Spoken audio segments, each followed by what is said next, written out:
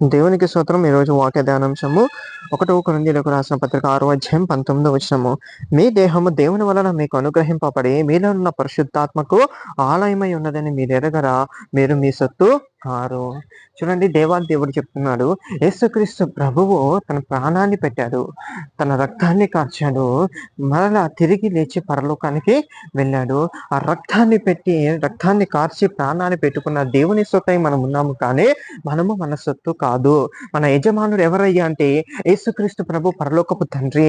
మరి మన యజమానులకి తగినట్లుగా మన యజమాని తిరిగి వచ్చే వరకు కూడా ఆయనకిష్టమైనటువంటి కార్యములు చేసుకుంటూ, ఆయన చెప్పినటువంటి పనులని చేసుకుంటూ ఆయనకి మనము నమ్మకస్తులుగా బ్రతకాలి. ఎందుకయ్యా అంటే మన దేహమే దేవుని ఆలయమై ఉన్నది.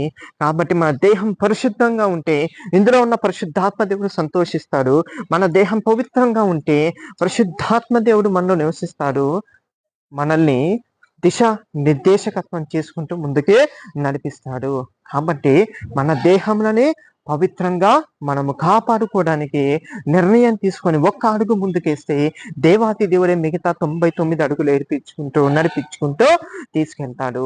యేసయ్య నామానికే మహిమ కలుగును కాక. ఆమేన్.